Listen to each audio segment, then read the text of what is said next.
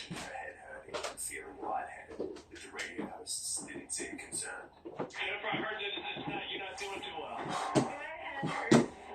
He's telling you that it's the water that is inside. It'll tell my head to hurt and then it'll make me puke. Who told you that, these are? Yeah.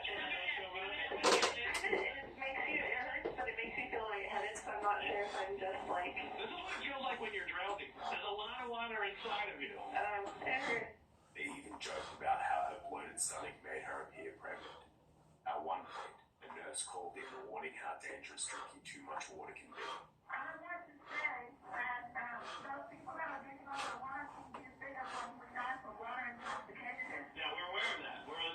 They say releases, so we're not responsible. It's okay. The nurse recommended giving the contestants salt or a sports drink like Gatorade to help replenish their sodium levels, but the contestants couldn't even hear the broadcast, and the advice was disregarded by the hosts.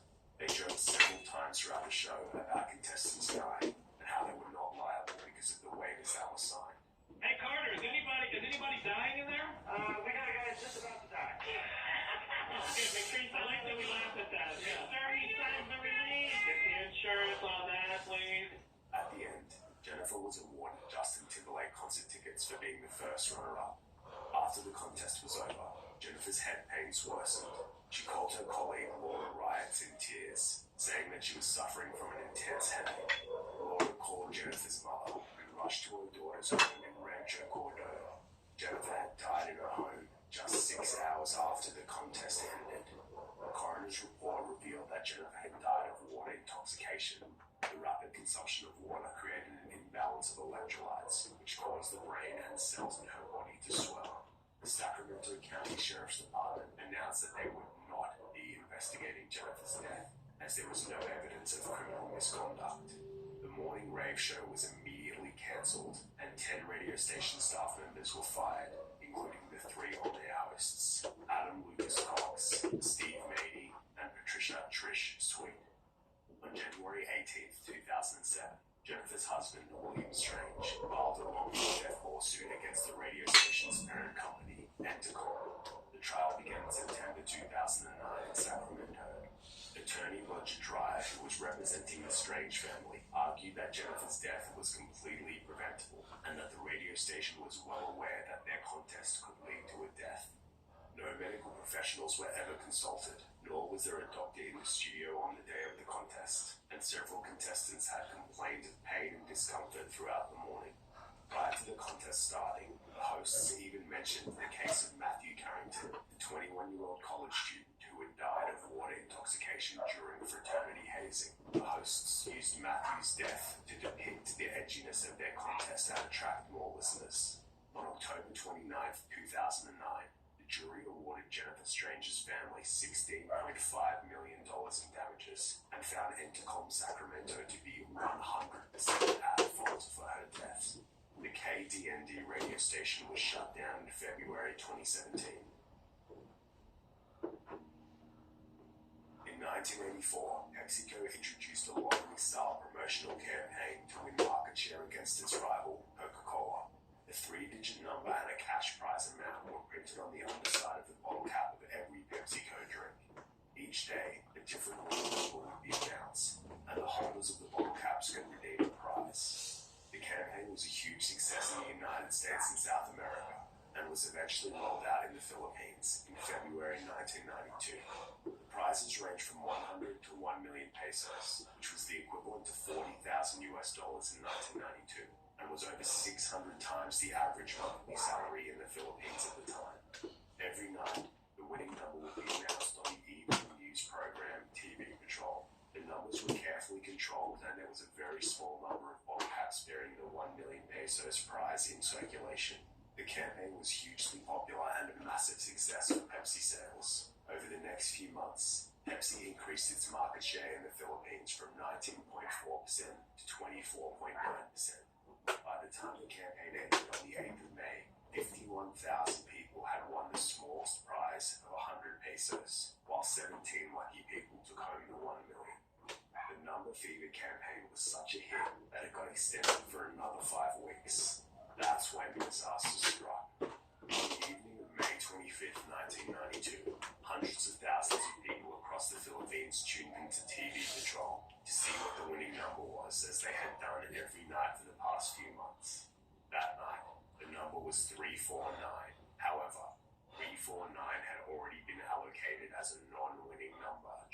original run of the campaign, so there were 800,000 of them floating around the Philippines.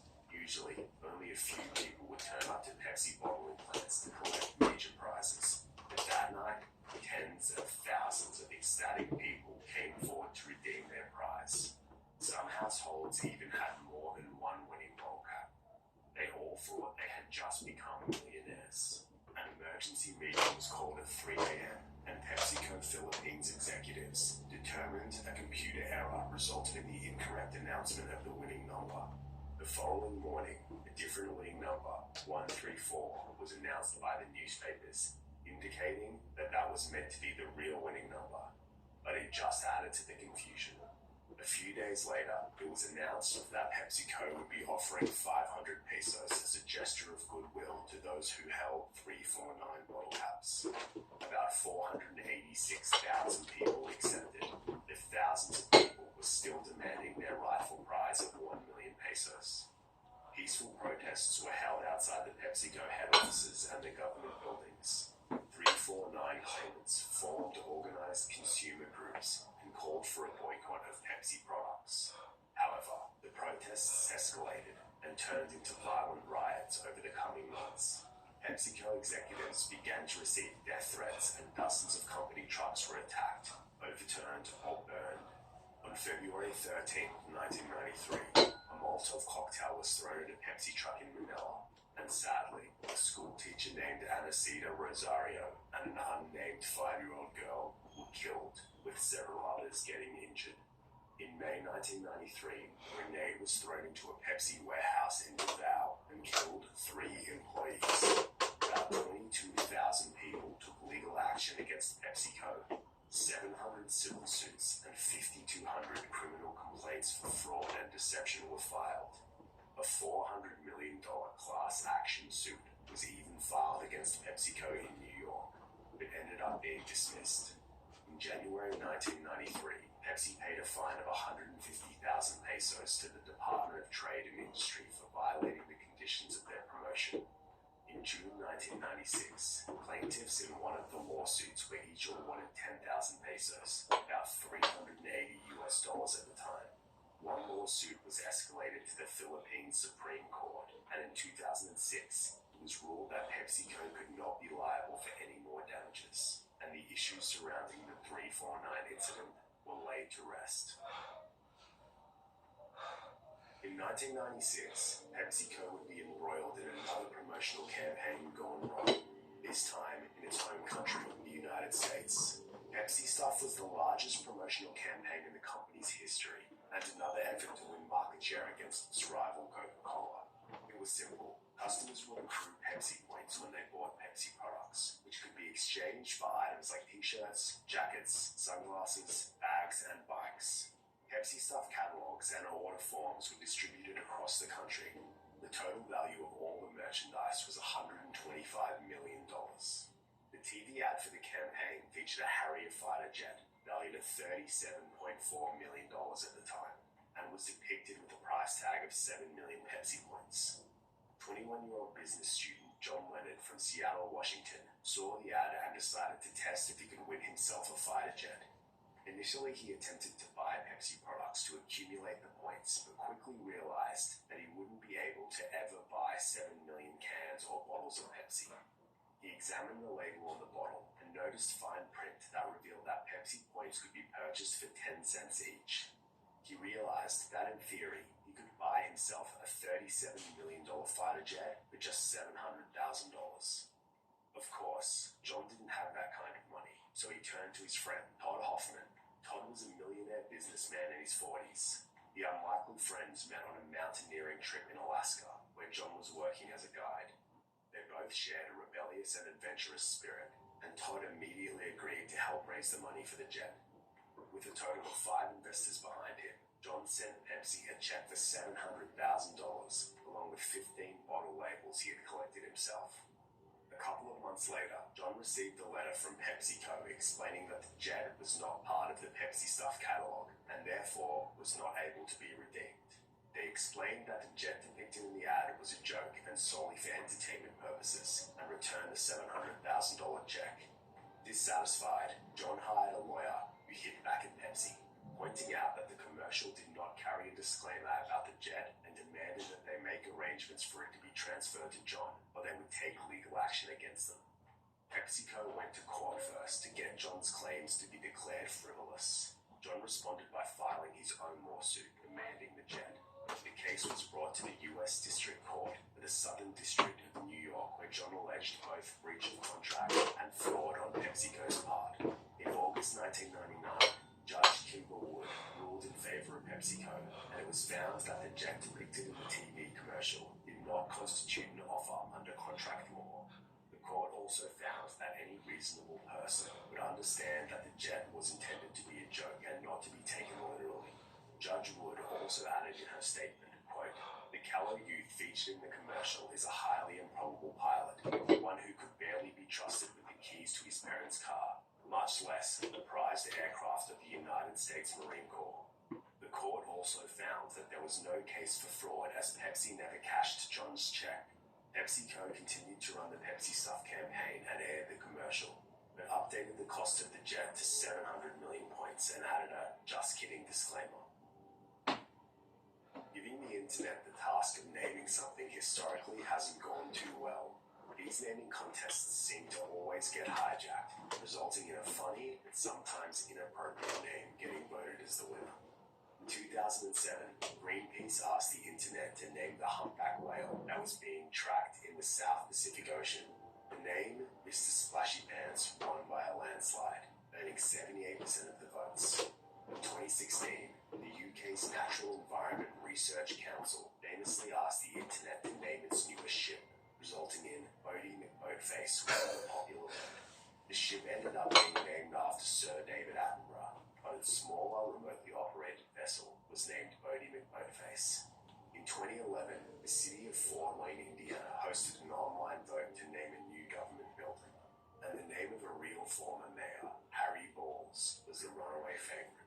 Despite the fact that Mr. Balls was a respected mayor who served 4 terms in the 1930s and 50s, the city opted to name the building Citizen Square.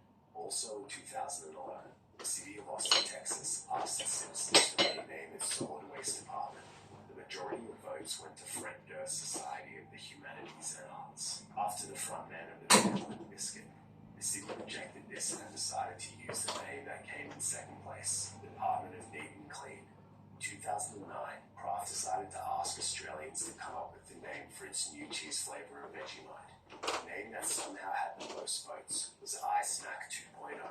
Kraft actually ended up going with it, and the new product was rolled out, leading to widespread confusion and outrage. It seemed that most people didn't think the name would be taken seriously. The second vote was held to fix the mistake. The ultimate winner was Cheesy Bite. Perhaps the most infamous naming contest in internet history was Mountain Dew's Up the Dew campaign.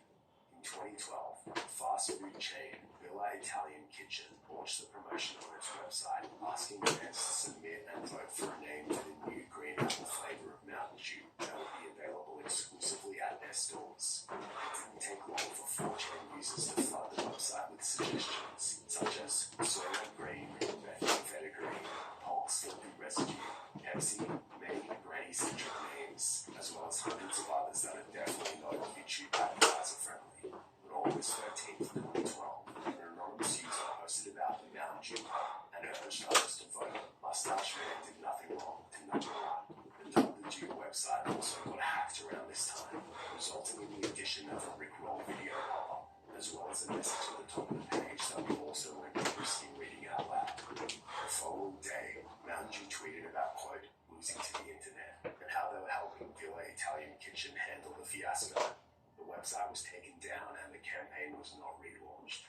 In March 2013, the new flavor was released as simply Apple Mountain Dew, but a year later was renamed to Electric Apple. In March 2020, 32-year-old father of 3, Mohammed Shalahan, eagerly called into Singapore radio station Gold 905 to play the celebrity name drop game with the hopes of winning $10,000.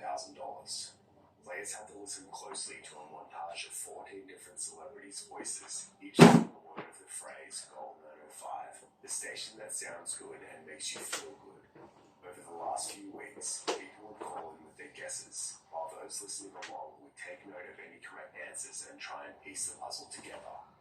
Muhammad called in hundreds of times and had made it on air twice, but on April 21st, 2020, he knew he finally had all the right answers.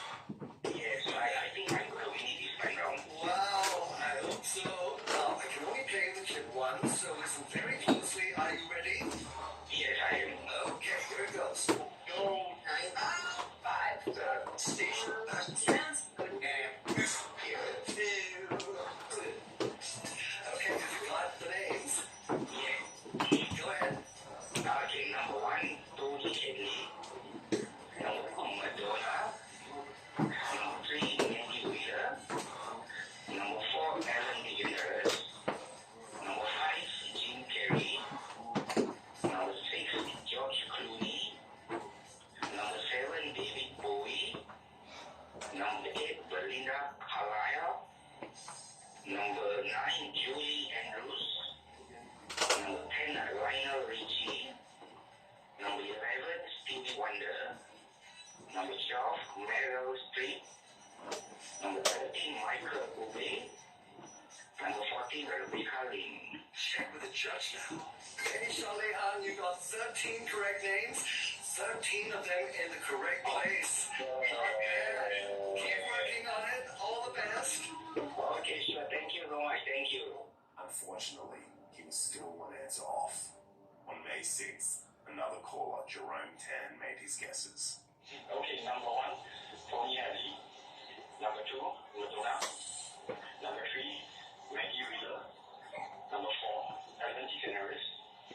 Number 5, Jim Carrey. Number 6, George Clooney. Number 7, David Bowie. Number 8, Belinda Carlisle. Number 9, Julie Andrews. Number 10, Lionel Richie. Number 11, Stevie Wonder. Number 12, Meryl Streep.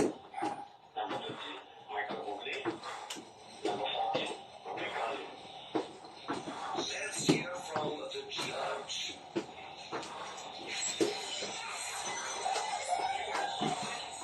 Jerome said the exact same answers as Muhammad, but he was the one who ended up as the winner. Confused, Muhammad contacted the station to ask why he hadn't won, and was told that his pronunciation of the name Tony Hadley was incorrect. Here is a side-by-side comparison of how Muhammad and Jerome pronounced the name. Tony Hadley. Tony Hadley. Other listeners also noticed that Muhammad had all the correct names back in April and took to social media to urge the station to make things right. Some even believed that Jerome had pronounced the name Belinda Carlisle incorrectly. Many pointed out Singapore uniquely has 4 official languages and a blend of accents, so variations of tones and pronunciations are common and accepted. However, the radio station doubled down on their decision and maintained that Muhammad mispronounced Tony Hadley and therefore could not be declared the winner. The issue was getting significant attention online, and Muhammad felt he had enough support behind him to reach out to Tony Hadley himself, the former lead singer of English new wave band Spandau Ballet. To his surprise, Tony Hadley not only responded, but sent a video confirming that his pronunciation was correct. Hi, Mohammed Shanahan. This is Tony Hadley here from the UK. Now, I've listened back to tape, and as far as I'm concerned, that's my name. Tony Hadley, you must have definitely this slight accent, but as far as I'm concerned, you said my name correctly. So you should be entitled to whatever the prize was that we have on the adjudicator team. You belong to the extent, but as far as I'm concerned, you pronounce my name correctly. Bold 905 acknowledged Tony Hadley's video, reiterated that Muhammad's answer was not correct and that their decision was final. However, the station announced they would offer Muhammad $5,000 as a consolation prize, half the amount of the full prize. Muhammad was on a modest salary as a railway worker, and his wife was pregnant with their 4th baby, so he was unsure whether to accept the offer or continue to push for the full $10,000. The story had gathered even more momentum online after Tony Hadley himself backed up Muhammad. Many were calling for an apology and for the decision to be overturned. On May 22nd, 2020, Gold 905 finally relented and announced that they would be awarding Muhammad Shalahan his rifle prize of $10,000.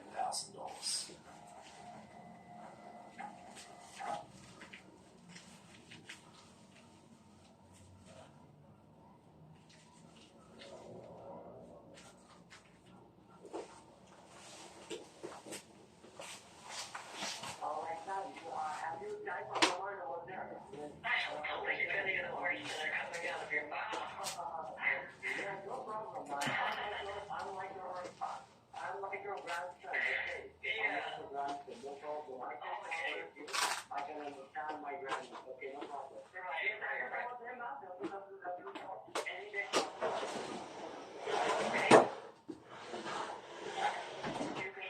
Thank you for downloading any disk. By downloading and using any disk, you accept our license. There's a man with a very large red, it's like a cleaning glove. I'm sort of a glove. Yes. Yes, ma'am. Why is he cleaning? Is he cleaning all of the desks right now? Ma'am, what I'm going to do, first I'm just going to connect you, then after you can talk to me, whatever you want to talk to me. Okay, no problem. But it will be 2 to 3 months. Sure, any disk you want, I'll send it to you clean. I'm waiting. I'm not very good at all this stuff. Mr. X, how do you learn all this? I can't keep up with any of these things. It's like every week they come out with some sort of new computerized, technology. Oh my God. Yes, of course. How do you keep up with all of it? Not like it. Yes, of course. But not like it's our work. All right. I still hear So we can. Ma'am, like. I still haven't figured out what their cloud is. Yes, ma'am. Have you clicked on the run? Yes. Also, do I need to touch my screen like the guy in the picture? The guy wearing the red gloves? I need to touch my screen. Okay. Or, Okay, ma'am. Like you can see at the top, look at the top of the page, at the left hand side, you can see there's a 9-digit number over there. Like this. do I need gloves? Yes. And I only have blue gloves. Okay. Okay, but not like it's only 2 to 3 months. I told you I give you the permission that once you will be connected to our server, then you can talk to me. Madam, like can I tell you one thing? Like I never thought like to you, ma'am. Like you are a very good person. My figure, you are a very good person. Oh. You are talking to me like a family member. You're not thinking that I'm a colleague of this company. So I'm very appreciative to you, ma'am. Thank you, ma'am. Thank you. You're welcome. You're very welcome. Let me ask you this. What makes you think that I'm a very good person? Yeah, because you are talking to me so politely. That's why. Oh, right. Lots of customers who try to misuse and use some bad languages to us about blah blah blah. But we don't care. Why would they do that? Yeah, but I don't know, ma'am. Like some people are like 5 minutes are not same, ma'am. As you know that 5 minutes are not same. So that's the reason. I've actually never heard that saying before. 5 fingers. Everybody has 5 fingers. Yeah, but 5 fingers are not same. What do you Some is too short and some is too long. Yeah, of course. Now just provide me the 9-digit number. Your next number, just tell me. At the left hand side, you can see. I thought you were going to say that not every 5 fingers are the same because we each have different fingerprints, but at the same time, they actually are the same because everyone has 5 fingers. Therefore, everybody should treat each other the same because. Oh, ma'am, I think you are a millennial. Right? You are telling me the word. It's a motivational word. Your sound is like a motivational word. Are all motivational speakers billionaires? Yes, of course, ma'am. You are talking to me like a millennial. That's what I'm telling you. Oh, Your sound is too good, ma'am. okay, super. Now just provide me the 9-digit number. Okay, I'm actually going to call from a guy named Paul from the refund department. I think I was speaking to him the other day. Do you work with Paul?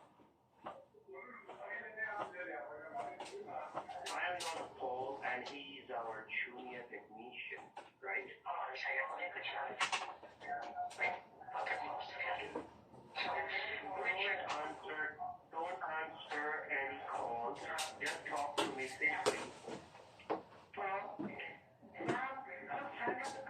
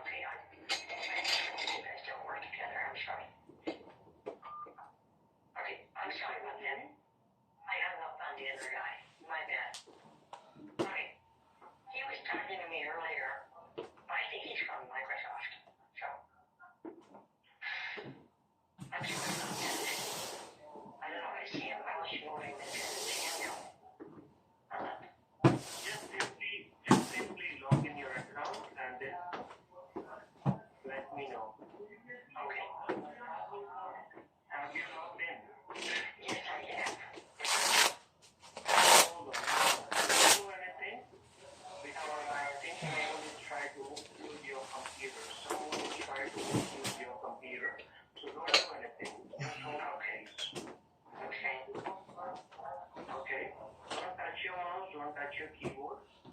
Like someone is trying to misuse your computer, let me handle these things. Okay? Okay. Okay, so I got primed for thinking of another person on the computer. We can mess around with that later. Or Okay, you need to just call me tomorrow then? No, it's not call you tomorrow. It will take 5 minutes to send you the refund amount. But right now that some hackers, they are trying to misuse your computer. So that is the reason we are facing some Why would they misusing it? maybe like they are trying to take out, they are trying to hack your computer for illegal purpose, or they are trying to misuse your personal information for illegal purpose. I don't work with any hackers. I know that you will not work with any hackers, but the hackers, they are trying to misuse your personal money. They are trying to take out your money. They are trying to scam you. So just check it that how much you are supposed to pay. he conveniently placed the mouse cursor and locked my mouse right above the savings account where you would see that he actually transferred money in between my account. Like, that's his tactic. From your Oh my gosh. Why is there 11,000? okay, you have to click in 1337 account. Wait a second. Click it. What's going on? Click on personal check. Why is there extra money in my account?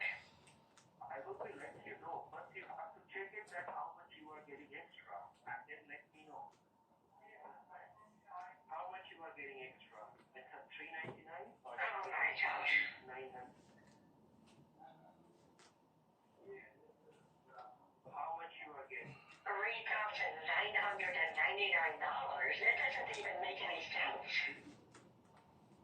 All right. Actually, madam, you are supposed to get $99, but I did a mistake, right? And it was sent through in your account. It's a $3,999.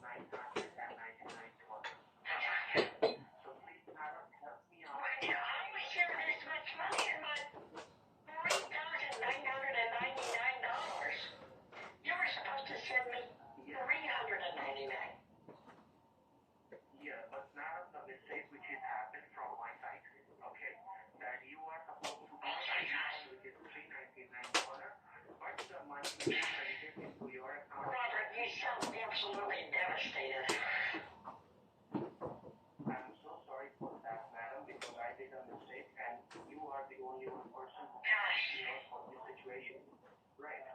So the rest of the amount, which is $3,600, that you are getting extra. Am I I feel so bad for you. You sound So please, ma'am, you just sound terrible. I'm so I sorry. bet you feel so bad. $3,600 that you are getting extra from our company. So what you have to do, madam, you can keep your $399 and the rest of the $3,600, please send me back to our company. That's it. This is a simple thing. What?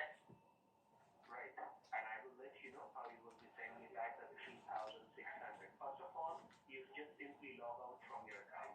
Just log out. I'm sorry, what did you say? Log out from your account. Now I will tell you. And just please listen to me carefully, okay? It's $399. The total amount, I'm telling you the total amount, it's $399. You are supposed to pay from our company, right? But madam, I made a mistake and I typed it extra 9 from my system and it was credited into your account. The $3,600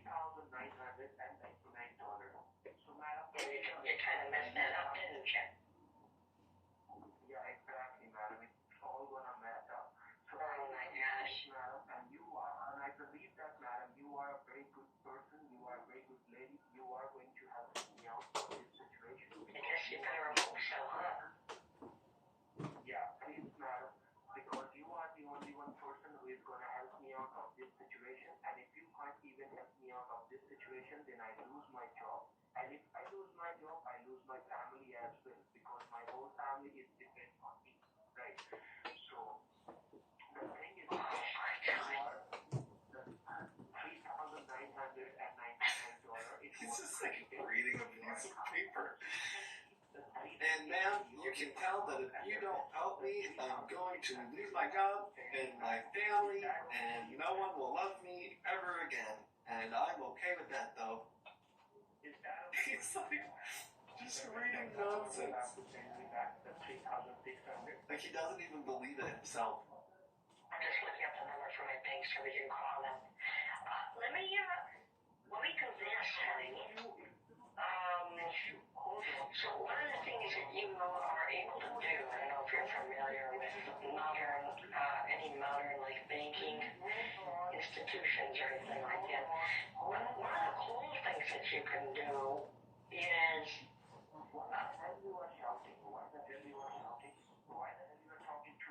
excuse me? I just tell you, please hold on. What did you just say to me? I told you, please hold on and listen to me carefully. Don't you dare speak to me like that, young man.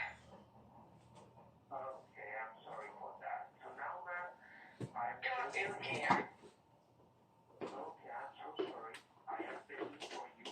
You don't know what? What are you begging for? I am begging for the rest of the money which you are getting. My forgiveness, baby. Yes, please. Please, you have to forgive me, and you have to please help me out. How dare you speak to me like that? I'm sorry for... Psalm 91. I who dwell in the secret place of the Most High abides under the shadow of the Almighty. And I will say of the Lord that He is my refuge and my fortress, my God, in Him I will trust. Surely He shall deliver me from the snare of the fowler and from the perilous pestilence. He shall cover me with His feathers, and under His wings shall I take refuge. His truth shall be my shield and buckler. I shall not be afraid of the terror by night, nor of the arrow that flies by day, nor of the pestilence that walks in darkness, nor of the destruction that lays waste at noonday. 1,000 may fall at my side, and 10,000 at my right hand, but it shall not come near me. Only with my eyes shall I look, and see the reward of the wicked. Because I have made the Lord, who is our refuge, even the Most High, our dwelling place. No evil shall befall us. No, nor shall any plague come near my dwelling. For He shall give His angels charge over me, to keep me in all my ways. In their hands they shall bear me up, lest I dash my foot against a stone. I shall tread upon the lion and the cobra, the young lion and the serpent I shall trample underfoot. Because He has set His love upon me, therefore I will deliver him. I will set him on high, because he has known my name. He shall call upon me, and I will answer him. I will be with him in trouble. I will deliver him and honor him. With long life I will satisfy him, and show him my salvation.